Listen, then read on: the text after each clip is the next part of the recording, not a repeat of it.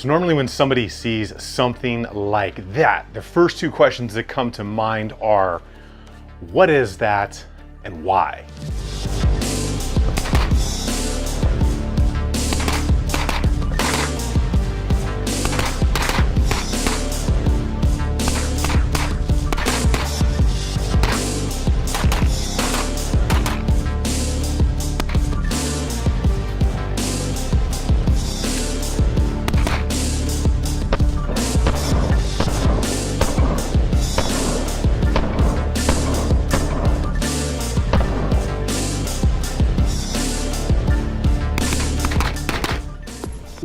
Doggy. Now, TacPack is a subscription box that you can get set up for yourself or somebody that you know and love monthly that sets you up with gear that you might want, like, or need to get things done outdoors or out on the range. Some of the coolest things I have gotten from TacPack are going to be the reaction rod, so you can build your upper receiver and torque that thing down to spec without issue, and cool little parts like anti-walk pins for that trigger system in your lower receiver. Go ahead and check them out online. Sign up is super easy and use code TC to get yourself a free swag pack. All right, so if you have never seen one of these things before, this is the CAA MCK Gen 2. So basically what you do here is you take your existing Glock or your SIG, your M&P, H&K, whichever version you get, you can stick that thing up here and you get to reap the benefits of having a conversion setup like this for a couple of different reasons that we'll get into in just a minute. Well, now that you know the what is this thing, we'll start getting into the why. But before we really get into that, we've got to check this thing out, get a good look at it so you guys can see what this thing entails, what the options are, how it works, everything that comes with it, how to use this thing appropriately, and of course, most importantly to most of us out there, the price of this bad boy right here, because it could be cheap to some people and it could be not too cheap to others. And there are just a bunch of options. This thing is like a Cadillac. There's like 30 different trim lines to this thing, between whether you just want the chassis or whether you want like all the other options that CAA sells with it. And of course, we will talk about the range performance of this thing if I had any issues with it out there, and then my overall feelings on it and kind of, you know, what I feel about this thing now, because I've not always been so kind to these little micro conversions. When they first came out especially, but now that they've been out for a very long time, they've really kind of figured out those initial issues on the first several versions that came out. And I think I did I think it was the Recover Tactical one I did about 1.5 years ago. And then when I saw this one, I reached out to CAA and they were cool enough to send it out because I was very interested to try this out now that they're on their second generation of it. So if this is your first time here, go ahead and get subbed up, get belled up, turn those notification icons on. And if you're into anything like this, you like what's going on here, go ahead and give this video a like at any point if you feel that I have deserved it. We're gonna go ahead and get into all of the specs on this stuff, give you guys a really good up close look at it, show you how it works. Before we do that, a huge shout out to all of my Patreons. You guys are absolutely awesome and I appreciate everything you do for me. Well, we're gonna go ahead and get into this conversion right now. All right, the CAA MCK right here. Now this is the Glock version. I currently have my Gen 5 45 in there, which is one of my favorite setups on the Glock platform. Let's go ahead and talk about some of the differences in this version compared to the 1.0, and then we'll get into how you put this thing all together. One of the biggest changes is you can now use this while it is in the folded position, and that is obviously a big positive. Up under here, the little gate right here that allows you to load your pistol in there. It cants back a little bit further, apparently about 15 degrees further back. It used to be like this, and it was kind of a pain in the butt to rock your pistol up in there. So definitely good thought right there. As far as the charging handle setup here goes, it's a little bit larger than it used to be, and it has far more surface area on the inside right there, where it actually makes contact with the serrations on the rear of your slide. It's also capable at this point of using suppressor height sights, and the way that they have redesigned it in there, it makes far more contact with your sights as well to give it more meat to grab onto. Moving forward into here, it's got an aluminum rail all the way across the top right there, which is a definite nice addition.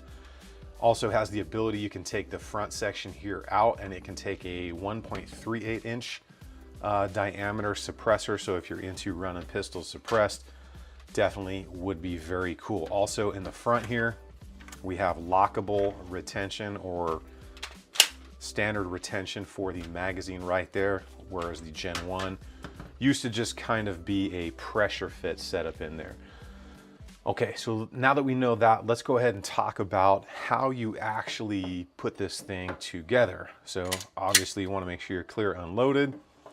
You have to push this bottom button in right there, pull the gate back and pull it open like this. Make sure that your charging handle is all the way back.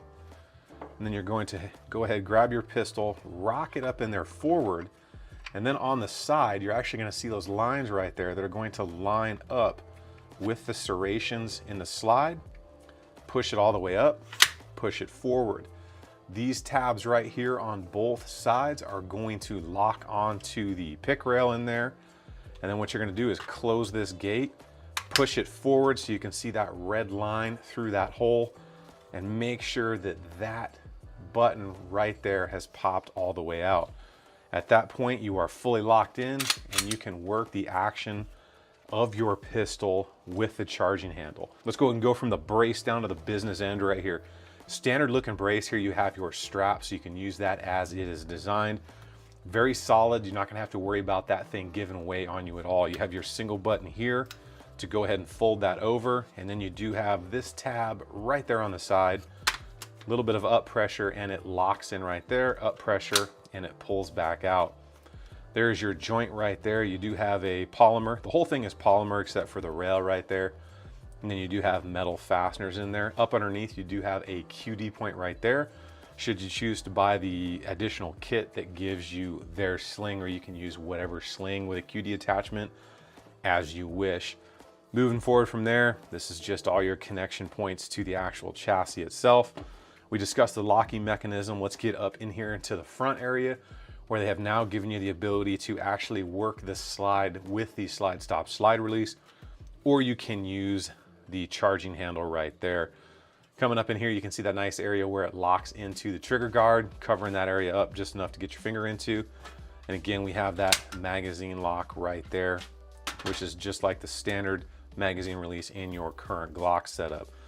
Moving forward from there, you'll kind of see we have these nice areas to get your fingers onto when you're actually holding this. Then you have these movable thumb releases right here based on which model you buy. And then those little polymer QD points, but it actually feels quite good there. You can really get a hold of that, and you can actually turn these from one side to the other because you do have different textures from one to the other. This side is going to be just a little bit more aggressive. You do get the option to have a light. That is their light kit. A single push gives you a low light, okay, and then a double push gives you 500 lumens, and it's just held in there with those little retention things right there. We do have a metal, as you can hear right there, a muzzle end right there, which is removable, allowing you to use a 1.38 inch suppressor. As you can see here, mine, I've got my Vortex Crossfire on this, which is just a budget optic that I love and I use a lot out there because I've just never had problems with it. Coming up into this area right here, you can see you have a good area for all of your spent casings to eject out of there so you don't have any problems. Plenty of room for ventilation and cooling up in here. Although I will say it does get quite dirty up in here, even though the muzzle end here is right up to this kind of extended protrusion here to allow everything to vent and exit that. Definitely gets a lot of buildup in there, so you're definitely going to have to clean that. As far as everything else goes on this, like I said, all of this surrounding area is polymer, but it does fit in here very solid. So the addition of this surface area back here makes a much more solid setup than the original ones. Let's go ahead and talk about some of the things that come in the box here. So we are going to get, depending on the options, you may get some flip up sights. They look very much like kind of oversized Magpul sights, and then the QD attachment as well. Of course, you're going to get your basic instruction booklets like you're going to get with anything else. And then depending on the version you get, you may also get the sling. And then you get a secondary charging handle setup right here. The one that was in this one is the one you want to go with because that's the one that gives you more surface area, works with the suppressor height sights, and is just going to give you the best overall feeling out there. You're also going to get a little CAA patch right there, a keychain if you're into having a keychain around with you. And then this is just the plug for where the actual light would go up there. So in all, not bad. Let's go ahead and talk about the performance out on the range, the cost of this thing, my overall feelings of this thing now having a few hundred rounds through it. And of course, look at some of the range flubs I did trying to make magazine exchanges quick on this. I don't know why, but I just kind of like flipping that thing out like that. So now that you've got a good chance to see this thing, let's go ahead and talk about some of those range flubs out there. So if you've ever seen my videos before, you know that normally when I'm doing reloads, it's from one of my battle belts or my gun belt or a pocket if I'm carrying concealed or something. But this thing, being that it's just a monster of ammo up here, you got buttloads of ammo all day with this thing. Got that locked in mag up there. You can put any mag that's compatible with the setup that you buy, plus whatever you've got in there. So this is one of the big fun sticks right there from ETS Group. I screwed it all up, so much to the point where the guy that was out there, my buddy Mike from After Action Photography, Videography, was just laughing at me because every time I ran this thing dry, I would drop the mag, you know, like this, but instead of going right here, I would go down to my pocket or my belt line and then have to come back up and get this mag, get that in there, and then go back to work with it. So definitely took a little practice out there, but it definitely was a ton of fun. All right, so now that all the range flubbery is out of the way here, so the overall feel of this thing is very good and very natural. I don't know why it looks kind of like futuristic-y to me almost. If you look at that, it kind of, the front end looks like that two-legged robot from RoboCop. I can't remember what the name of that thing is, leave it down below.